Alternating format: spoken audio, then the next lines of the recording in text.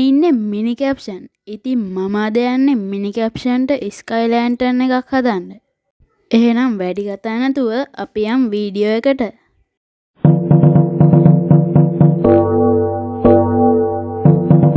ඉතින් මුලින්ම මං කරේ මේ විදිහට සවුකොළ 4ක් කපාගත්තු එක.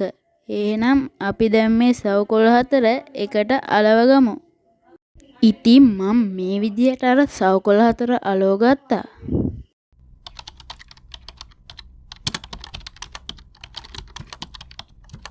ඉතින් ඊට පස්සේ මං කරේ සවුකොළයකින් සමචතුරස්‍රයක් කපාගත්තු එක. හරි ඉතින් ඊට පස්සේ මං කරේ මේ ඔක්කොම එකට අලවගත්තු එක. දැන් ඉතින් අපේ ස්කයි ලෑන්ටර්න් එකේ භාගයක් වැඩ ඉවරයි. ඉතින් වීඩියෝ එක ඉස්සරහට බලන්නකෝ මොකද වෙන්නේ කියලා. ඉතින් ඊට පස්සේ මං කරේ ඉරටු කෑලි දෙකක් එකට ගැට ගහගත්තු එක.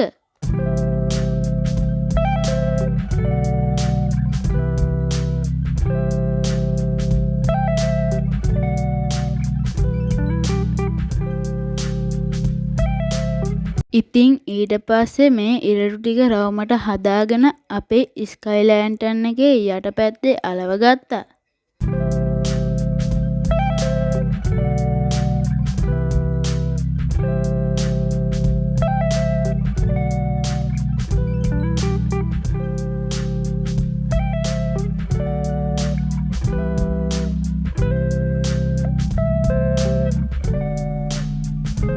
හරි ඉතින් ඊට පස්සේ මං කරේ අපේ ස්කයි ලෑන්ටර්න් එකට කම්බියකුත් දාලා ලස්සනට හදාගත්තු එක.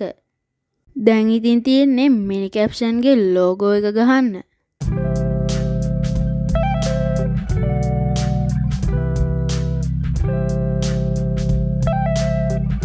ඉතින් මේ තියෙන්නේ මිනි කැප්ෂන් අයියට හදපු ස්කයි ලෑන්ටර්න් එකේ ෆයිනල් ලුක් එක. දැන් තියෙන්නේ අපේ ස්කයි ලෑන්ටර්න් එක උඩ යවන්න.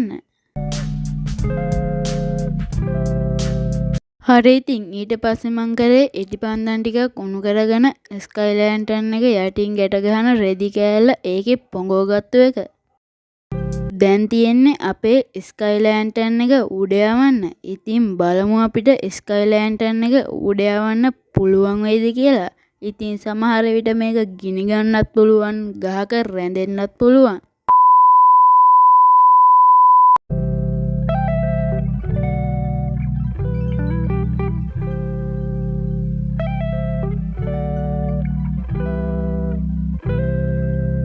ඉතින් මං හිතුවේවත් නැති විදිහට අපේ ස්කයි ලෑන්ටර්න් එක ගිනි ගත්තා.